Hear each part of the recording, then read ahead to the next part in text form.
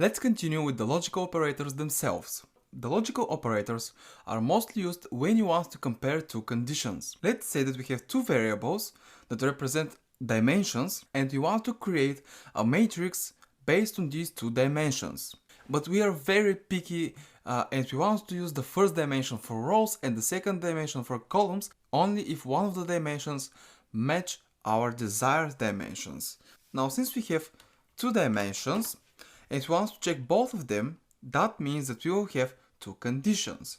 So our first condition will be checking if our first dimension is equal to 3, and our second condition will check if the second dimension is equal to 5. Now we need something in between these dimensions. Since we want at least one of these two dimensions to be true, this means that we have to use the OR operator. So OR. And also, as you can see, I have used brackets around each of these expressions. I have used brackets because brackets, just like in arithmetics,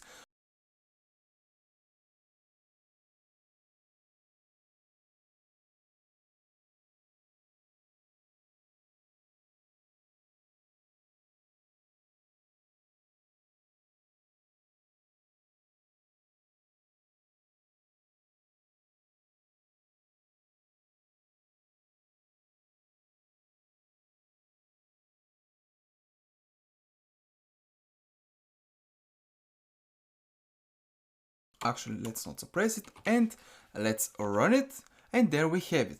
Now if I change our first dimension to something else, let's say a 7, we still get our matrix, we still get a 7 by 5 matrix, but our first condition is no longer true.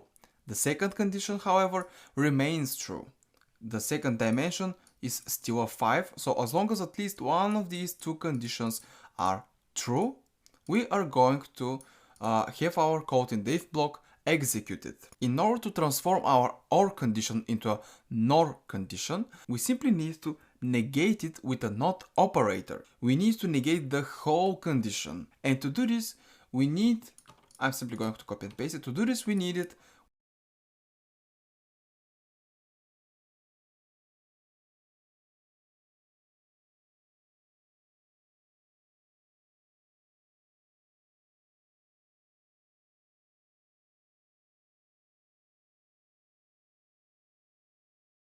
the NOR condition will execute its code only if both of these conditions are false.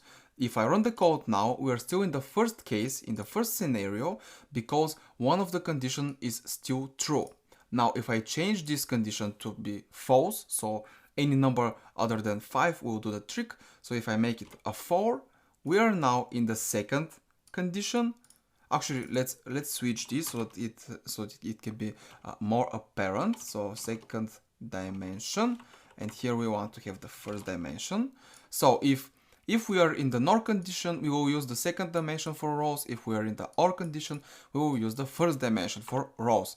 And there we have it. Now we have 4 rows and 7 columns. If I switch this back to 5, we get 5 columns and 7 rows. So this is OR and this is a NOR condition. Now let's move on to AND, NAND. Now let's say that you have some complex calculations and you want to check the resulting value if it's between a given range of values. Since we're not dealing with complex calculations in particular, I will just generate a random number between 1 and 100. So round I, 1 to 100, 1, 1. So just one number. Let's see what the number. And I want to check if that number is in the range between 20 and 40. So I'm going to say if the number, so first a set of brackets for the whole expression. Next, our first condition, number bigger than or equal to 20. Our second condition, number less than or equal to 40. And in between, we have to use the AND operator because we want to check if the number is in that range. If we use the OR operator, we will get a true result basically for any number because if you get 30 the number 30, for example, it's both more than 20 and less than 40, but if we get a 50, it's more than 20 and it's more than 42. So with the number 50, we will not pass this condition, but if it was an OR condition, it would have passed it. So if you want to specify a range of values in which you are interested in, you have to use the AND operator in this fashion. So if the number is within our conditions, we want to multiply it by pi. So number times pi equals number times pi. If the number is not in that range, so else, so any other number that is not in that range, we are going to divide it by pi. Divide by pi equals to number divided by pi, and finally an AND. Let's suppress these things here. Let's run it. So we get the number 94. The 94 is not within our range and it was divided by pi. Let's try again. 68, still not in the range, still not in the range. There we have it. 40 is within our range and it was multiplied by pi. Let's try again. So 28, there we have it. Another number that is within our range and it was multiplied by pi. Now, the NAND condition, as we have discussed, we will execute our code if at least one condition is false. That means that the else block will execute every time the number is not in our specified range. So let's copy and paste this. Again, we are simply going to negate the whole expression. And now, if we run this, you can see that the operations are reversed. We get the number 5. With the AND condition, we divide it by pi.